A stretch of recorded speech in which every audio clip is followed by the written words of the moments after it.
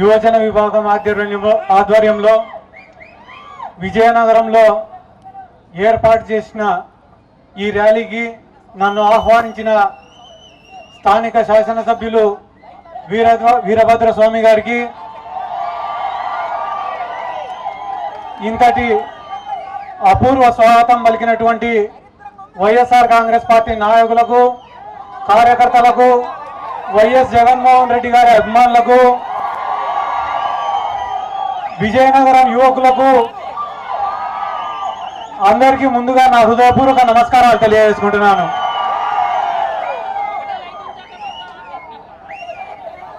ఒక్క శాసనసభ్యుడు తలుచుకుంటేనే ఇంతమంది యువకులు వస్తే 150 మంది శాసనసభ్యుల్ని గెలిపించుకున్న జగన్మోహన్ రెడ్డి వస్తే ఎట్లుంటుందో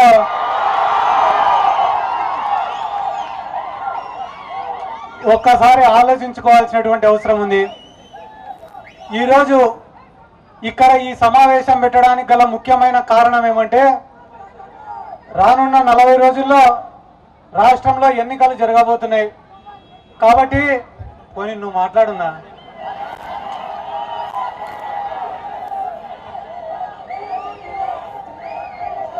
మరి అన్యాయం కాకుంటే మొదలు కూడా పెట్టలే కదన్నా. ఇంకా నేను ఒక 10 నిమిషాలు 15 నిమిషాలు యాడ్నో మీతో మాట్లాడాలని చెప్పి కర్నూలు నుంచి వచ్చిన. నా మనసులో ఉండేదంతా మీకు చెప్పి పోతా. మీరు ఏం బాధపడద్దు. పోయే లోపల నీకు కావాల్సిన మీసం తిప్పుతా, మీతో ఫోటో దిగుతా. కానీ అప్పటి వరకు కొంచెం ఓపిక చేసుకొని నేను చెప్పింది వినండి. ఎందుకంటే రానున్న 40 రోజుల్లో ఎన్నికలు ఉన్నాయి. ఎన్నికలు లేకపోతే కూడా నేను వచ్చి డైలాగులు చెప్పే పోయేటోడిని. కానీ ఎన్నికలు ఉన్నాయి కాబట్టి కొన్ని ముఖ్యమైన విషయాలు మీకు చెప్పాల్సినటువంటి అవసరం ఉంది. ఈరోజు ఈ సమావేశం పెట్టడానికి గల ముఖ్యమైన కారణం ఏమంటే, జగన్మోహన్ రెడ్డి గారు చేసిన మంచి గురించి చెప్పాల్సిన అవసరం ఉంది. చంద్రబాబు నాయుడు గారు చేసిన మోసాల గురించి రాష్ట్ర ప్రజలకు గుర్తు చేయాల్సినటువంటి అవసరం ఉంది. మన రాష్ట్రంలో జరుగుతున్నటువంటి అనైతిక పొత్తుల గురించి చెప్పాల్సినటువంటి అవసరం ఉంది. ఎన్నికలు దగ్గరకు వచ్చినాయి కాబట్టి చంద్రబాబు నాయుడు గారు ఏ స్థాయికైనా దిగజారి ఓట్లు అడుగుతారు. ఒక ఆయనేమో ఎర్ర బుక్ ఉంది, దాంట్లో పేర్లు రాసుకున్నాయని చెప్పి అధికారులను భయపెడతాడు. చంద్రబాబు నాయుడు ఏమో వాళ్ళ భార్యని తిట్టకపోయినా నా భార్యను తిట్టినారని చెప్పి ఏడ్చుకుంటా ఊరూరు తిరుగుతాడు. 80 ఏళ్ల వయసులో నా పైన అక్రమంగా కేసులు పెట్టినారని చెప్పి సానుభూతి కోసం తిరుగుతాడు. ఒక పక్కనేమో బీజేపీతో జనసేనతో పొత్తు పెట్టుకున్నాడు. ఇంకొక పక్కనేమో రేవంత్ రెడ్డి ద్వారా, డీకే శివకుమార్ ద్వారా కాంగ్రెస్ పార్టీకి నిధులు సమకూర్చే పనిలో ఉన్నాడు. ఓ పక్కన మీడియాను వాడుకుంటాడు, ఓ పక్క సోషల్ మీడియాను వాడుకుంటాడు. రానున్న రోజులలో దొంగ హామీలు చెప్పి ఎట్లా తిరిగి అధికారంలోకి రావాలని చూస్తున్నాడు ఇదే నారా చంద్రబాబు నాయుడు. ఎందుకు మీకు ఈ మాటలు చెప్తున్నా అంటే, నిన్ననే తెనాలిలో గీతాంజలి అని చెప్పి ఒక అమ్మాయి వైఎస్ఆర్ కాంగ్రెస్ పార్టీ గురించి గొప్పగా చెప్పిందని చెప్పి తెలుగుదేశం వాళ్ళు, జనసేన పార్టీ వాళ్ళు సోషల్ మీడియాలో ఆమెను విమర్శించినారు. సోషల్ మీడియాలో ఆమె గురించి తప్పుడు పోస్టింగులు పెట్టినారు, ఆమెకు అవమానం చేసినారు. ఆ అవమానం తట్టుకోలేక ఆ అమ్మాయి సూసైడ్ చేసుకొని చనిపోయింది. ఈ విషయం మనకందరికీ తెలిసిందే. ఇన్ని రోజులు తెలుగుదేశం పార్టీ వాళ్ళు కానీ, జనసేన పార్టీ వాళ్ళు కానీ వైఎస్ఆర్ కాంగ్రెస్ పార్టీ వాళ్ళ గురించి తప్పుడు ప్రచారాలు చేసినారు. వైఎస్ఆర్ కాంగ్రెస్ పార్టీ నాయకుల గురించి మాట్లాడినారు, కార్యకర్తల గురించి మాట్లాడినారు, మా కుటుంబ సభ్యుల గురించి మాట్లాడినారు. అన్ని కూడా భరించినాం, సహించినాం. కానీ రాజకీయానికి ఎటువంటి సంబంధం లేనటువంటి ఒక సాధారణ మహిళ పైన విమర్శలు చేయడం, పోస్టింగులు పెట్టడం చాలా దారుణం. ఎందుకంటే ఇంతమంది యువకుల ముందు నుంచి మా నాయకుడు జగన్మోహన్ రెడ్డి గారిని కూడా నేను ఒకటి కోరుకుంటున్నాను. సార్ సమాజంలో కొంతమందికి మంచి చెప్తే వింటారు, కొంతమందికి మంచి చేస్తే వింటారు. కానీ కొంతమందిని మాత్రం భయం పెడితేనే వింటారు సార్.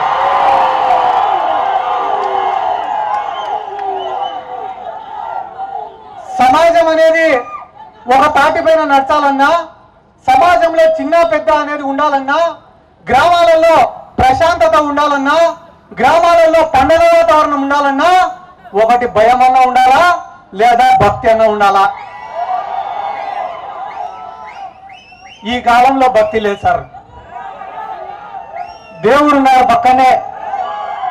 ఎవడైనా అబద్ధం చెప్పాలంటే ఫస్ట్ దేవుడి మీద ప్రామిస్ అంటారు. కానీ భయం అనేది అప్పుడప్పుడు పనిచేస్తుంది సార్. తెలుగుదేశం వాళ్లకు, జనసేన వాళ్లకు మంచి చెప్తే వినడం లేదు సార్.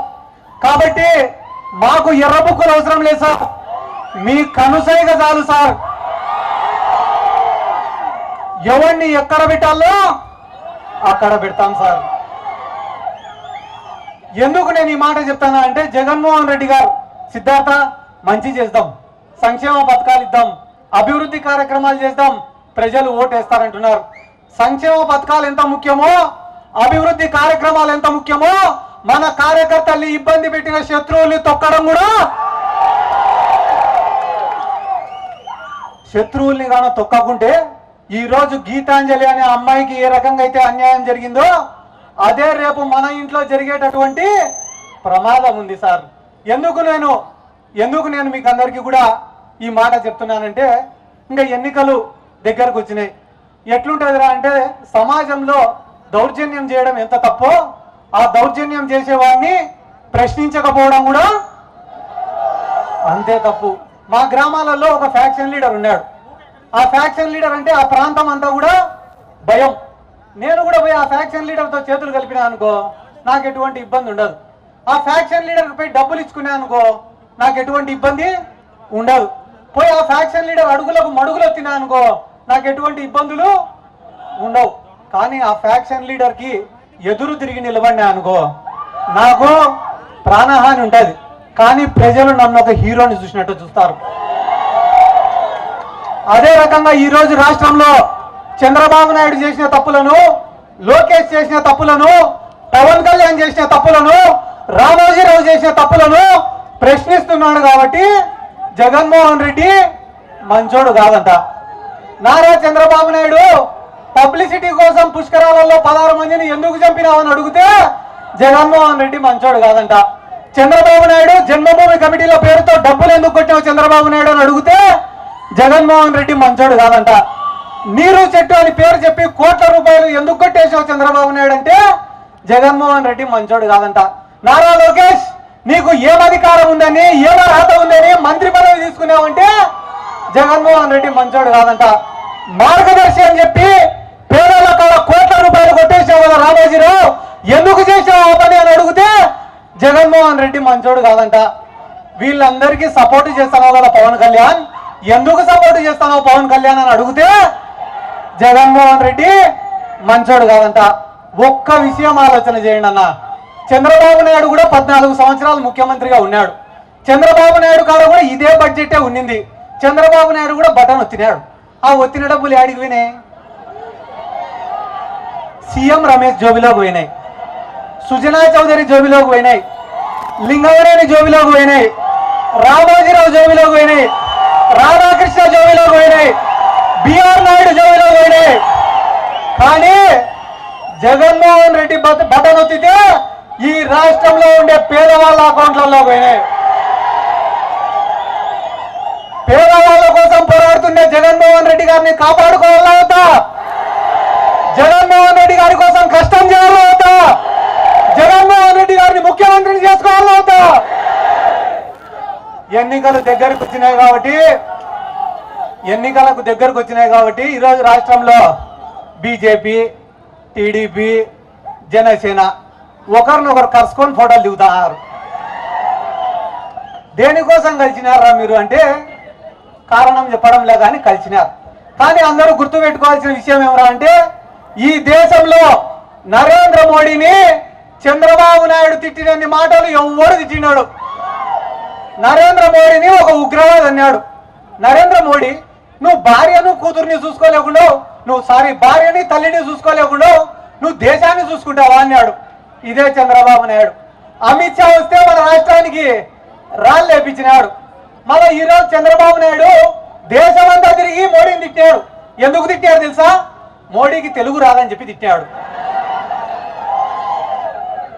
అన్ని మాటలు తిట్టి ఈరోజు మళ్ళీ మోడీతో ఎందుకు చేతులు కలిపినాడు తెలుసా? చంద్రబాబు నాయుడుకి ఖచ్చితంగా జగన్మోహన్ రెడ్డి ముఖ్యమంత్రి అవుతాడని తెలుసు కాబట్టి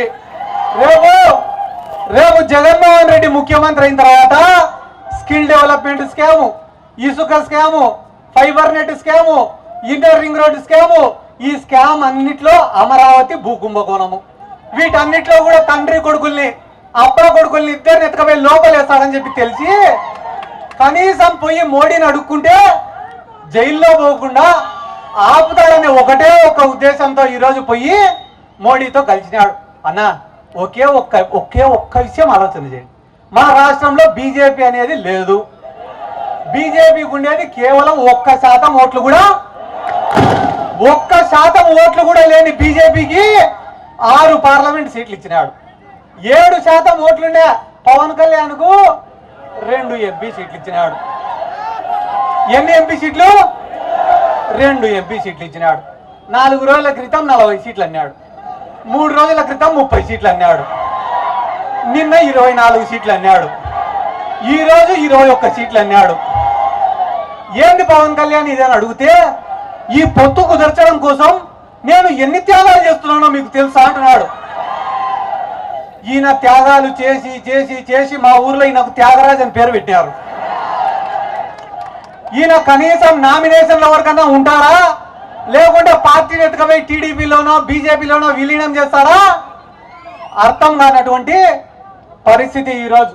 మీరందరూ కూడా ఒక్క విషయం ఆలోచించుకోవాల్సినటువంటి అవసరం ఉంది. ఎందుకంటే చంద్రబాబు నాయుడు ఏమనుకుంటాడంటే నేను ఏం చెప్పినా ప్రజలు వింటారు, నేను చెప్పినవి అన్ని మర్చిపోతారు, నేను ఎన్ని మోసాలు చేసినా కూడా మర్చిపోతారు ప్రజలు అని అనుకుంటారు. చంద్రబాబు నాయుడు గారు శరీరానికి గాయాలైనా అనుకో, ఈ రోజు కాకుంటే రేపు, రేపు కాకుంటే ఎల్లుండి, ఎల్లుండి కాకుంటే ఆ తర్వాత రోజు ఆ గాయాలు మానిపోతాయి. కానీ గుండెకు తగిలిన గాయం మారిపోదు. చంద్రబాబు నాయుడు ఖచ్చితంగా వడ్డీతో చెల్లించే రోజులు దగ్గరలోనే ఉన్నాయి. ఈ మధ్య కొంతమంది నాయకులు మన పార్టీ ఇడిచిపెట్టిపోయి తెలుగుదేశం పార్టీలో చేరినారు. ఏ నాయకుడైనా కూడా ఆ ప్రాంత ప్రజల కోసమో ఆ ప్రాంత సమస్యల కోసమో పోయి వేరే పార్టీలో చేరితే ప్రజలు కూడా నమ్ముతారు, ప్రజలు కూడా ఆ నాయకుల వెంట పోతారు. అట్లా కాకుండా టికెట్ ఇవ్వలేదనో, అనుకునే చోట టికెట్ ఇవ్వలేదనో పోయి వేరే పార్టీలో చేరితే ఇంట్లో ఉండే భార్య కూడా వింటారాదు. ఎందుకు నేను ఈ మాట చెప్తానా అంటే మా జిల్లాకు సంబంధించిన ఒక ఆయననే 5 సంవత్సరాలు జగన్మోహన్ రెడ్డి గారు మంత్రి పదవి ఇచ్చినాడని చెప్పి అసెంబ్లీ సాక్షిగా జగన్మోహన్ రెడ్డి నా యేసు ప్రభు, జగన్మోహన్ రెడ్డి నా సాయిబాబా, జగన్మోహన్ రెడ్డి నా అల్లా అన్నాడు. ఎప్పుడైతే ఆయనకు టికెట్ ఇవ్వలేదో చంద్రబాబు నాయుడు దేవుడు అన్నాడు. మనిషి జీవితంలో కృతజ్ఞత అనే పదం ఉండాలా. ఏంది? కృతజ్ఞత అనే పదం ఉండాలా. మనకి ఎవడైనా సాయం చేస్తే, మనకి ఎవడైనా ఒక గుర్తింపు తెస్తే చచ్చిపోయే చివరి నిమిషం వరకు ఆ వ్యక్తిని గుర్తు పెట్టుకొని చచ్చిపోవాలా.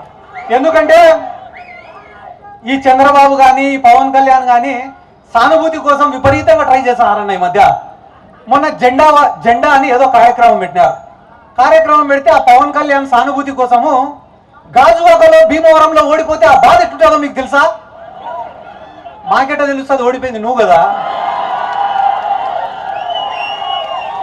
గాజువాకలో భీమవరంలో ఓడిపోతే ఆ బాధ ఎట్టుంటుందో మీకు తెలుసా? ఒక విద్యార్థి పరీక్షలో ఫెయిల్ అయితే ఆ బాధ ఎట్టుంటుందో నీకు తెలుసా అంటున్నాడు. నిజమే, ఒక విద్యార్థి పరీక్షలో ఫెయిల్ అయితే ఖచ్చితంగా బాధ ఉంటుంది. ఎప్పుడు?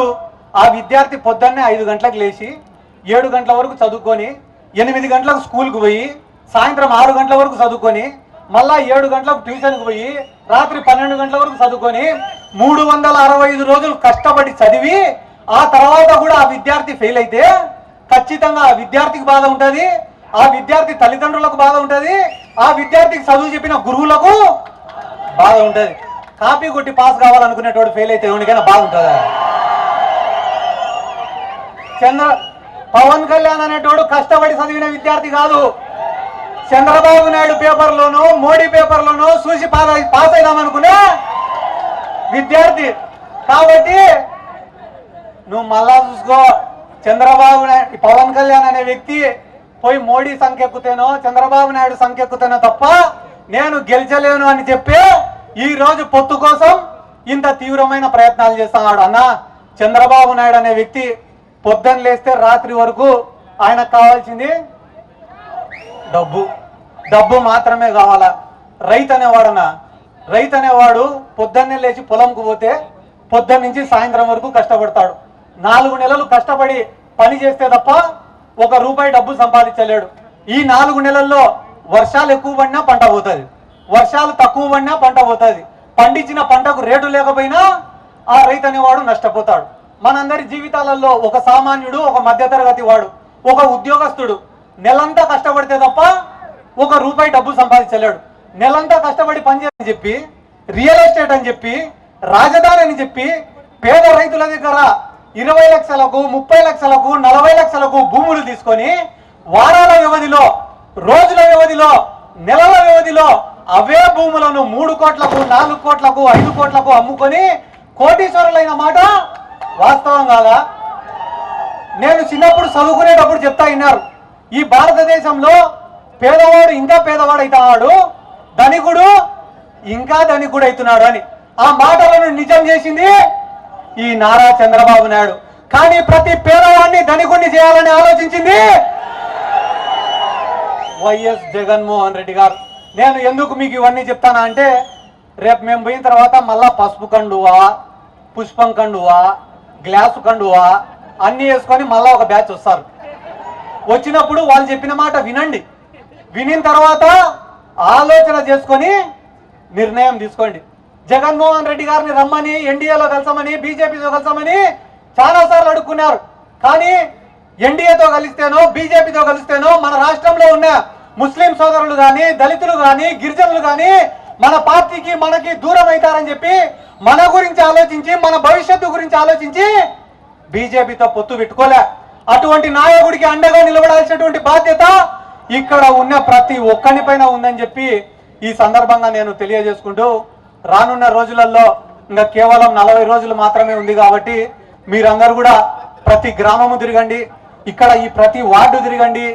మన వీరభద్ర సోమన్న గారికి అత్యధిక మెజార్టీతో గెలిపియాలని చెప్పి మనస్ఫూర్తిగా కోరుకుంటున్నా. ఆయన ఎన్నో రోజుల నుంచి నన్ను ఇక్కడికి ఆహ్వానించినాడు, సిద్ధార్థ మా ఊరికి రా, మీటింగ్ పెట్టాలా యువకులకు సంబంధించి అని. ఇన్ని రోజుల తర్వాత కుదిరింది. నాకు చాలా దగ్గర వ్యక్తి, నన్ను ఎక్కడ ఉన్నా కూడా ప్రేమగా పలకరించేటటువంటి వ్యక్తి వీరభద్ర స్వామి గారు. అట్లనే మన ఎంపీ గారు చంద్రశేఖర్ గారు కూడా ఉన్నారు. ఇద్దరిని కూడా అత్యధిక మెజారిటీతో గెలిపించాలని చెప్పి మనస్ఫూర్తిగా కోరుకుంటున్నాను. అదే రకంగా ఈ కార్యక్రమాన్ని ఇంత ఘనంగా ఆర్గనైజ్ చేసినటువంటి మన కౌశిక్ గారికి కానీ, అదే రకంగా మా బంగారు నాయుడు గారికి కానీ, అదే రకంగా చాణక్య గారికి కానీ, ఈ కార్యక్రమానికి విచ్చేసినటువంటి నందీష్ గారికి కానీ, మిగతా యువజన విభాగం వాళ్ళకు కూడా నా ప్రత్యేక ధన్యవాదాలు తెలుపుకుంటున్నాను. ఎందుకంటే ఒక సామ్రాజ్యం అనేది ఏర్పడాలన్నా, ఏర్పడిన సామ్రాజ్యం కూలిపోవాలన్నా అది కేవలం యువకులకే సాధ్యం. కాబట్టి ఏదైనా ఒక నిర్ణయం తీసుకునే ముందర 1కి 10 సార్లు ఆలోచన చేసి నిర్ణయం తీసుకోండి. ఇంకొక 2-3 రోజుల్లో జగన్మోహన్ రెడ్డి గారు మేనిఫెస్టో రిలీజ్ చేస్తున్నారు. చేయగలిగిందే చెప్తాం, చెప్పింది మీరు చెప్పే మాట. ఈరోజు దాదాపుగా చంద్రబాబు నాయుడు బాబు సూరిటీ భవిష్యత్తు గ్యారంటీ అని చెప్పి 6 నెలలైంది, సూపర్ 6 అని చెప్పి 6 నెలలైంది. దాని గురించి మాట్లాడుకునేటోడు లేడు రాష్ట్రంలో. కానీ జగన్మోహన్ రెడ్డి ఎప్పుడెప్పుడు మేనిఫెస్టో చెప్తాడా, ఎప్పుడెప్పుడు ఏమేం చెప్తాడా అని చెప్పి ఆతృతగా ఎదురు చూస్తున్నారు. ఎందుకు ఆతృతగా ఎదురు చూస్తున్నారు? చెప్తే చేయగలిగిందే. కాబట్టి ఇంత నమ్మకంతో ఈరోజు ఏ గ్రామానికి పోయినా కూడా ఇన్ని కోట్ల రూపాయలు ప్రజలకు ఇచ్చిన మన నాయకుడిని కాపాడుకోవాల్సిన బాధ్యత మనందరిపైన ఉందని చెప్పి ఈ సందర్భంగా నేను తెలియజేసుకుంటూ, ఆ ఎర్రబుక్కోళ్లను, పిచ్చోళ్లను మనం కూడా పెద్దగా నమ్మాల్సిన అవసరం లేదని చెప్పి ఈ సందర్భంగా నేను తెలియజేసుకుంటూ, ఇంత ప్రేమగా నాకు స్వాగతం పలికిన ప్రతి ఒక్కరికి పేరు పేరున నా శిరస్సు వంచి నమస్కారాలు తెలియజేసుకుంటూ సెలవు తీసుకుంటున్నాను. జై జగన్, జై జగన్, జై జగన్. Thank you.